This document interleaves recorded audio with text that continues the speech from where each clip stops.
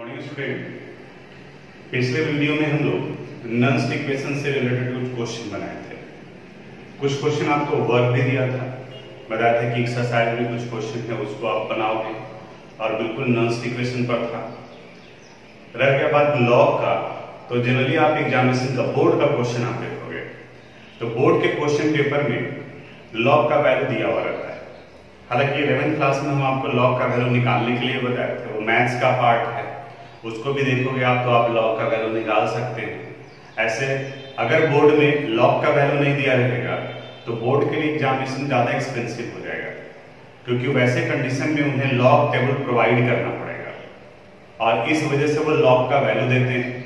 आपको भले ही बुक के क्वेश्चन में नहीं मिलेगा क्योंकि ऑलरेडी वहां लॉग टेबल दिया हुआ है, बट एग्जामिनेशन का क्वेश्चन आप देखोगे तो उसमें लॉग का वैल्यू दिया रहता है। उसी तरह से इलेक्ट्रोड पोटेंशियल का वैल्यू भी एग्जामिनेशन में दिया हुआ रहता है। एक इंपॉर्टेंट क्वेश्चन है जो बोर्ड का रिपीटेड क्वेश्चन है, बट अनफॉर्चुनेटली ये क्वेश्चन में एरर है। कहां एरर है वो बनाने के बाद बात करेंगे हम लोग। ये एक्सरसाइज 3.5 का क्वेश्चन नंबर 4। ये क्वेश्चन नंबर 4 में ये लिखा हुआ है platinum in solid state, Br2 in liquid state, Br2 in liquid state, Br minus और इनका कंसंट्रेशन है 0.010 मोलर यानी 0.01 molar. Hydrogen ion concentration H plus और ये वैल्यू है 0.030 मोलर, इसको हम 0.03 मोलर लिख सकते हैं। H2 gas and platinum in solid state. Hydrogen का रिडक्शन पोटेंशियल वैल्यू आपको ऑलरेडी पता है। ब्रोमीन का रिडक्शन पोटेंशियल वैल्यू हम बताते हैं। ब्रोमीन का रिडक्शन पोटेंशियल वैल्यू अगर आप टेबल देखोगे तो ये वैल्यू दिया हुआ है 1.09 और हाइड्रोजन का रिडक्शन पोटेंशियल वैल्यू आपको पता है, यहां पर ये वैल्यू दिया हुआ रहता है 0 वोल्ट। अगर नहीं दिया हुआ तो भी आपको अपनी तरफ से मान के चलना होगा। ये क्वेश्चन है, देखो यहां भी रिडक्शन है, यहां भी रिडक्शन। +1 से 0 गया यानी कि रिड्यूस कर रहा है रिडक्शन। यहां ब्रोमीन का 0 था, ये -1 में कन्वर्ट कर रहा है, तो 0 to -1 यहां भी डिक्रीज कर रहा है, तो ये वैल्यू भी रिडक्शन पोटेंशियल ही दिया हुआ है। अब एरर कहां पर है जो देखो, इन दोनों में अगर रिडक्शन पोटेंशियल वैल्यू को देखें तो हाइड्रोजन का 0 है और ब्रोमीन का 1.09 है, तो किनका रिडक्शन पोटेंशियल वैल्यू ज्यादा हो गया? ब्रोमीन का।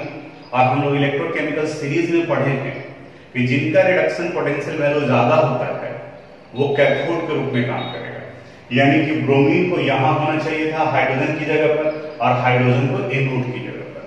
लेकिन हमें क्वेश्चन सोल्व करना है, अगर पूछा जाए तो वहां हम बता सकते हैं, लेकिन क्वेश्चन में दिया हुआ है अगर वो गलती है तो उसी तरह से बनाना पड़ेगा। और इस एरर की वजह से ही यहां ईएमएफ ऑफ द सेल का वैल्यू पॉजिटिव की जगह पर नेगेटिव आ जाता है। आप आंसर में भी देखेंगे कि ये नेगेटिव ही दिया हुआ है, क्योंकि यहां पर ये वैल्यू ही उल्टा लिया हुआ है। जिनका रिडक्शन पोटेंशियल ज्यादा उसको एनोड बना दिया है। तो अब बनाएंगे कैसे, नंबर ऑफ इलेक्ट्रॉन कैसे होगा?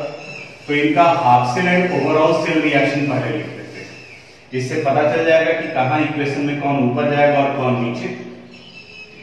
एनोड हाफ रिएक्शन, इस जगह पर ब्रोमीन Br- में कन्वर्ट कर रहा है।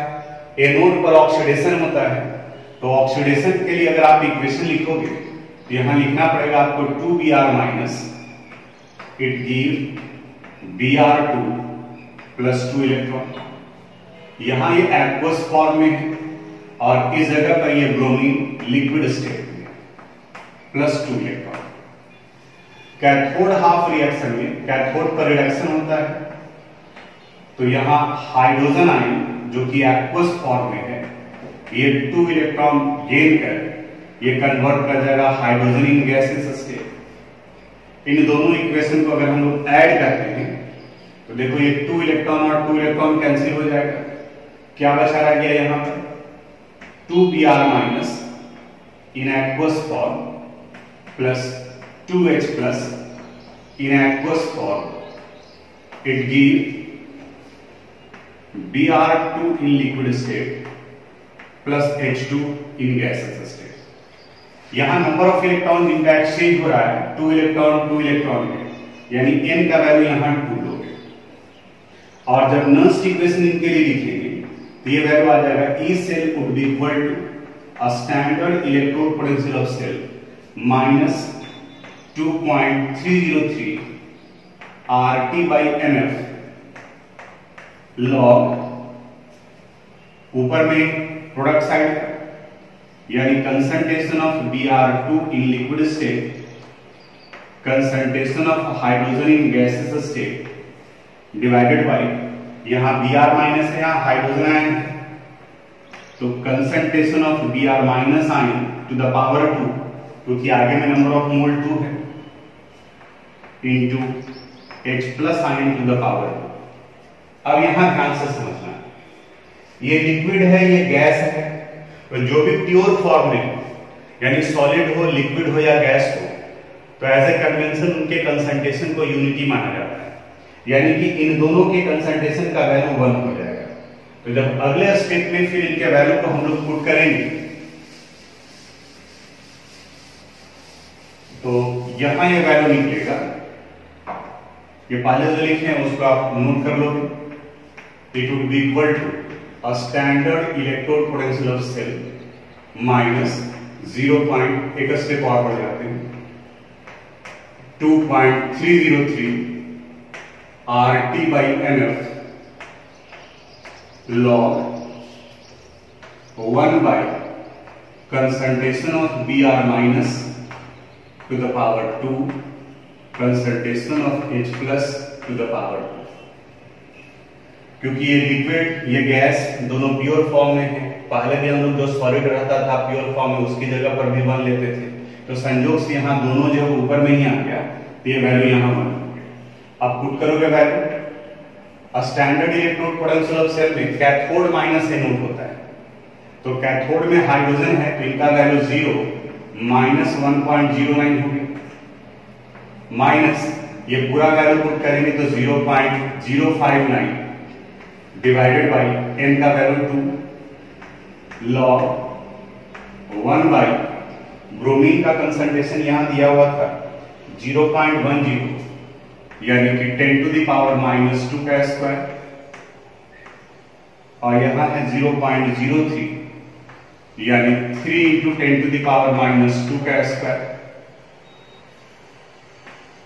ये वैल्यू हो गया माइनस 1.09 माइनस 0.0295 log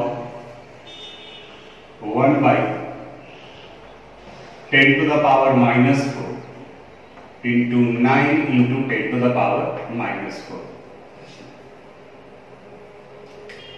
और थोड़ा सा सिंप्लीफाई करते हैं इसको,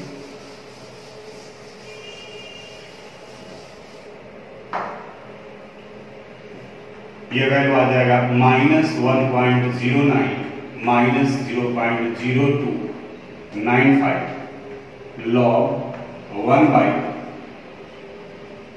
9 into 10 to the power minus 8। अब 1 by 9 करोगे तो वैल्यू आएगा 0.111 और इसको ले जाएंगे तो 10 to the power 8, scientific notation में कन्वर्ट करेंगे तो minus 1.09 minus 0.0295 log 1.1 into 10 to the power 7। अब ये इसका लॉग से वैल्यू निकालना पड़ेगा, हम आपके कैलकुलेशन के लिए इसके वैल्यू को बता देते हैं, यहां log 1.1 into 10 to the power 7, इसका वैल्यू आ जाएगा 7.0414, तो यानी इसकी जगह पर आप ये वैल्यू पुट कर लोगे, और जब ये वैल्यू यहां पुट करेंगे तो ये निकालोगे तो इसका वैल्यू माइनस 1.29 हो जाएगा, यानी कि ये पार्ट आप कैलकुलेट करोगे। तो ये बोर्ड में कई बार पूछा हुआ है, कॉपी वैल्यूएशन के समय में हम भी थे उस वक्त में, ये क्वेश्चन आया था बोर्ड में, तो उस वक्त में हम लोग को इंस्ट्रक्शन था कि जिस किसी भी स्टूडेंट ने ये क्वेश्चन अटेम्प्ट किया है, अटेम्प्ट करने का मतलब कुछ भी उसने लिखा है, तो उस स्टूडेंट को फुल मार्क्स मिलेगा। 3 मार्क्स का ये क्वेश्चन था तो 3 मार्क्स मिल रहा था उस वक्त में, क्योंकि ये क्वेश्चन में लिखा है। अब सवाल उठता है कि ये सही होता कैसे, क्योंकि यहां पर ईएमएफ का वैल्यू जो है वो माइनस में आएगा। सही तो तब होता जब जिनका रिडक्शन पोटेंशियल वैल्यू कम है वो एनोड के रूप में और जिनका ज्यादा है वो कैथोड के फॉर्म में होता। जैसे वो कैसे सोल्व करते हैं हम लोग उसको बताते हैं। इसको कंप्लीट कर लोगे और फिर उसके बाद में लिखोगे करेक्ट क्वेश्चन, और करेक्ट क्वेश्चन में इस तरीके से इनका सेल रिप्रेजेंटेशन आता। क्वेश्चन अगर करेक्ट करेंगे तो हम लोग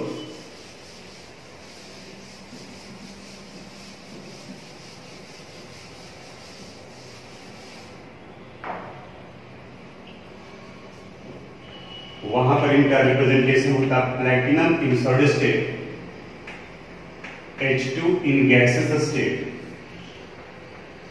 H plus concentration 0.03 molar,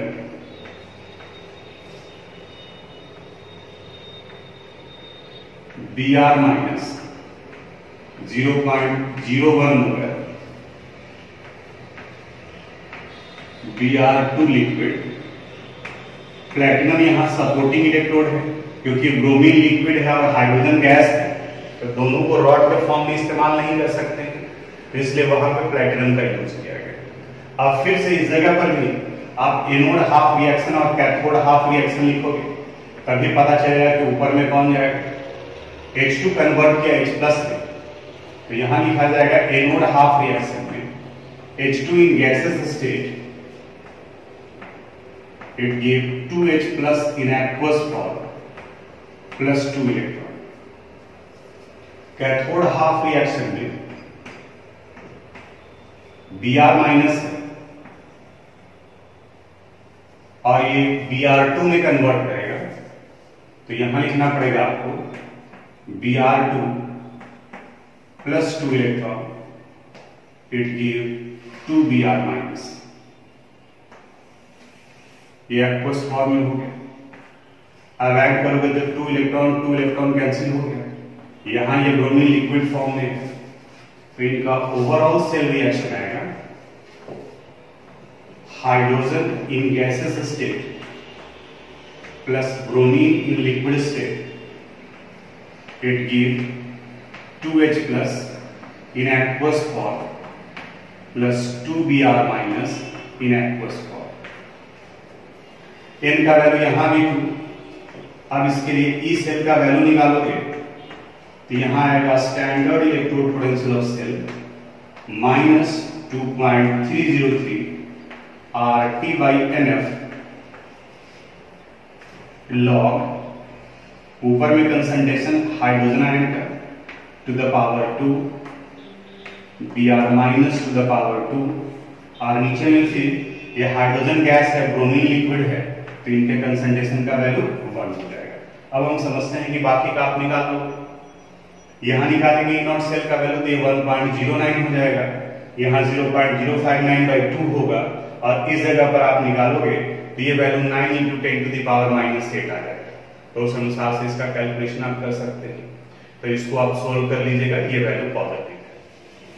तो नॉन स्टिक क्वेश्चन तक का ये पोर्शन कंप्लीट हुआ। इसी वाले पोर्शन में देख रहे होगे तो 2 टर्म और यूज किया है।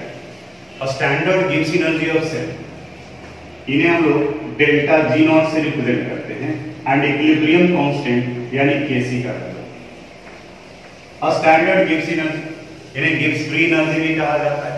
ये 11th क्लास के थर्मोडायनामिक्स वाले पार्ट में आया था, और वहां ये बताया गया था it is the amount of energy available to a system which can be converted to useful work. क्योंकि जितना भी टोटल एनर्जी किसी सिस्टम के पास में है वो 100% वर्क में कन्वर्ट नहीं करेगा, उसका कुछ पार्ट उसके इंटरनल वर्क में खर्च होता है। ये थर्मोडायनामिक्स में पढ़े थे।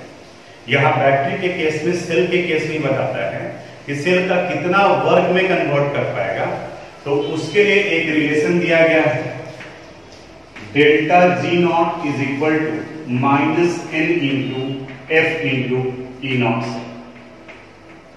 E नॉट से जहां delta G naught standard Gibbs energy change को रिप्रेजेंट करता है, n नंबर ऑफ इलेक्ट्रॉन जो एक्सचेंज हो रहे हैं, और F फैराडेज कांस्टेंट है, इनका वैल्यू 96,500 कूलम होता है।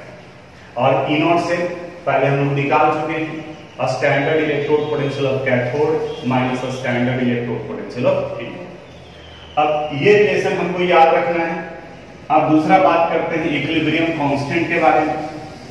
इक्विलिब्रियम उस स्टेट को कहा जाता है जहां रेट ऑफ फॉरवर्ड और बैकवर्ड चेंजेस इक्वल हो जाते हैं, और इस कंडीशंस में जहां फॉरवर्ड और बैकवर्ड इक्वल हो जाते हैं ई सेल का वैल्यू 0 आ जाता है। यानी इस पार्ट को आपको ध्यान में रखना होगा।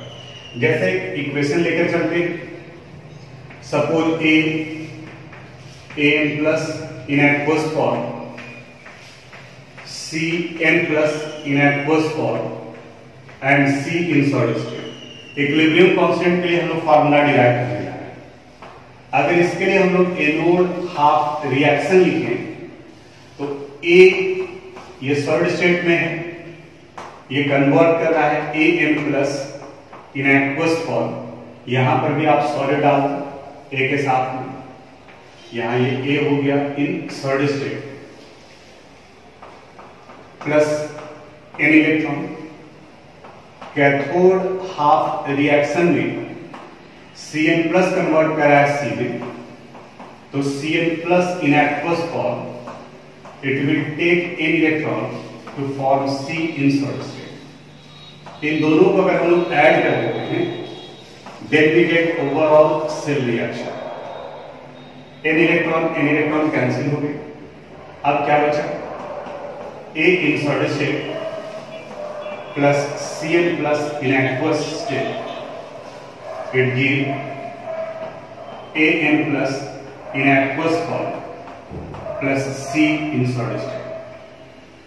अब अगर हम लोग इक्विलिब्रियम कांस्टेंट निकालते हैं तो एट इक्विलिब्रियम Kc का वैल्यू ऊपर में प्रोडक्ट और नीचे में रिएक्टेंट रखते हैं, तो Kc would be equal to यहां जाएगा molar concentration of An plus into C in solid state, इसकी जगह पर 1 divided by A solid state में है तो इसकी जगह पर 1 और Cn plus concentration of Cn plus, यानी इन्हें कर सकते हैं हम लोग An plus by Cn plus. इसे इक्वेशन फर्स्ट मान लेते हैं। अब इसी सेल के लिए हम लोग नन्स इक्वेशन यूज करते हैं। अप्लाइंग नन्स इक्वेशन क्या रिलेशन आता है, applying Nernst equation।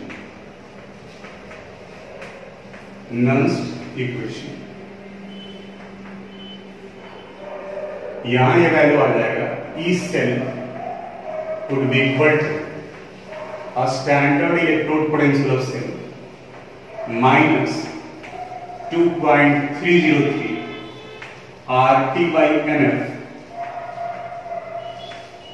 log concentration of anode An plus by concentration of cathode Cn plus। ये लिखते थे। अब इक्विलिब्रियम में 2 पॉइंट जो भी बताया था उसको ध्यान में रखना होगा। पहला पॉइंट तो ये एट इक्विलिब्रियम ई सेल का वैल्यू 0 हो जाता है। तो एट इक्विलिब्रियम जहां ई सेल है इसकी जगह पर आपको 0 करना पड़ेगा।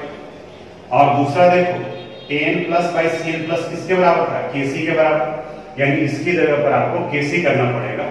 तो रिलेशन आ जाएगा E naught cell minus 2.303 RT by NF log Kc। अब यहां माइनस इसको इधर ले आएंगे तो प्लस हो जाएगा। तो एक और रिलेशन आ गया, standard electrode potential of cell is equal to 2.303 RT by NF log Kc। तो 2 फार्मूला पढ़े अभी हम लोग। एक था डेल्टा G नॉट, वहां फार्मूला आ गया minus N into F into E naught cell. दूसरा Kc के लिए रिलेशन आ गया E naught cell is equal to 2.303 RT by NF log Kc। एक और जगह पर देखोगे कि गिब्स एनर्जी और इक्विलिब्रियम कांस्टेंट के बीच में क्या रिलेशन है, यानी Kc और डेल्टा G के बीच का रिलेशन। तो उसके लिए भी हम लोग एक फार्मूला डिराइव कर लेते हैं। एक्चुअली दोनों के वैल्यू को पुट कर देना है, रिलेशन निकल जाएगा, इक्विलिब्रियम कांस्टेंट और उनके बीच में क्या रिलेशन है। वी नो ये वाला पार्ट आएगा डेल्टा जी नॉट और केसी के बीच के रिलेशन को। We know delta G naught is equal to minus N into F into E naught cell. इसे इक्वेशन फर्स्ट कर दी। E naught cell is equal to 2.303 R T by N F log K C. ये equation second हो गया। अब इस E naught cell के value को इक्वेशन फर्स्ट में पुट करते हैं। तो फ्रॉम फर्स्ट एंड सेकंड देखो रिलेशन क्या मिल जाएगा, delta G naught would be equal to minus N into F और ई नॉट सेल की जगह पर ये पूरा part 2.303 R T by N F log K C. देखो तो यहां भी n है f है, यहां भी n है f है, दोनों कैंसिल हो गए तो रिलेशन निकल गया delta G naught is equal to minus 2.303 R T log K C. यहां ये पार्ट। अब अगर केसी का वैल्यू दिया है तो डेल्टा जी निकाल सकते हो, और अगर डेल्टा जी का वैल्यू दिया हुआ है तो हम लोग केसी का वैल्यू निकाल सकते हैं। ये इतना डिराइवेशन से हुआ। इन तीनों पार्ट को आप लिखोगे, डेफिनेशन हम पीडीएफ में लिख दिए हैं। पहली बार में निकाले हैं गिब्स फ्री एनर्जी और ई सेल के बीच में रिलेशन, दूसरी बार में निकाले हैं ई सेल और केसी के बीच में रिलेशन, और तीसरी बार में निकाले हैं डेल्टा जी और केसी के बीच में। अब इससे रिलेटेड कुछ न्यूमेरिकल्स है, उस पर आप एक बार फिर से फार्मूला सब लिख लेते हैं। हम लोग एक फार्मूला हम लोग पढ़े, delta G naught is equal to minus N into F into E naught cell. ये चूंकि गिब्स एनर्जी है और इनका यूनिट होता है जूल पर मिनट। अगर वैल्यू बड़ा है तो 1000 से डिवाइड कर दोगे तो किलो जूल पर मिनट हो जाएगा। फिर दूसरा हम लोग पढ़े E naught cell is equal to 2.303 R T by N F log K C, और तीसरा फॉर्मूला था delta G naught is equal to minus 2.303 R T log K C. अब कुछ न्यूमेरिकल्स पर आते हैं। जैसे न्यूमेरिकल्स में आप एग्जाम्पल 3.2 और 3.3 बनाओगे, एग्जाम्पल का है वो ऑलरेडी बन जाएगा आपसे। इंटेक्स्ट क्वेश्चन नंबर 3.6 पढ़ा है, इंटेक्स्ट का क्वेश्चन है, ये इंटेक्स्ट का है। इंटेक्स्ट यहां कहा the cell in which the following reaction take place. Reaction लिखते हैं, इसी से हम लोग को n का वैल्यू पता चलेगा 2Fe3 plus 2I minus it give 2Fe2 plus I2। अब यहां आपको सबसे पहले n का वैल्यू निकालना होगा कि कितना एक्सचेंज हो रहा है। तो देखो यहां 6 प्लस और यहां 4 प्लस है, यानी कितने का डिफरेंस आ गया 2 का। यहां देखो 2 माइनस है, यहां 0, कितने का डिफरेंस आ रहा है 2 का, यानी इस जगह पर n का वैल्यू 2 आ गया। और दिक्कत है तो आप anode half reaction cathode half reaction लिखोगे, तो जैसे ही लिखोगे तो यहां पर है Fe3 प्लस और इस जगह पर है Fe2 प्लस। तो ये 3 प्लस और 2 प्लस में कितने का डिफरेंस है 1 इलेक्ट्रॉन का। यहां 2 से मल्टीप्लाई किए, यहां 2 से मल्टीप्लाई किए, तो 1 इलेक्ट्रॉन की जगह पर वैल्यू कितना आ गया 2 इलेक्ट्रॉन। तो इससे भी आप आइडेंटिफाई कर सकते हैं, यानी n का वैल्यू यहां पता चल गया आपको। फिर आगे ई नॉट सेल का वैल्यू दिया हुआ है, और standard electrode potential of cell का वैल्यू ये दिया 0.236 और टेम्परेचर दिया हुआ है 298 केल्विन। 298 केल्विन। तो स्टैंडर्ड गिब्स एनर्जी से यानी डेल्टा जी नॉट का वैल्यू आपको निकालना है, एंड इक्विलिब्रियम कांस्टेंट यानी कि केसी का वैल्यू निकालना है। देखो कैसे निकलेगा, पहले इसके बारे में। डेल्टा जी नॉट के लिए आपको चाहिए वैल्यू n, निकल गया है 2। f का वैल्यू पहले ही बताएं, अभी आगे इसी चैप्टर में आएगा। इट इज 96,500, यानी कि जहां f है उसकी जगह पर वैल्यू आप पुट करोगे 96,500। इसे फैराडेज कांस्टेंट कहा जाता है। और ये कहां से आया, ये 1-2 क्लास में हम लोग वहां पहुंचेंगे इस इलेक्ट्रोकेमिस्ट्री के सेकंड वाले पार्ट में, तो वहां क्लियर होगा।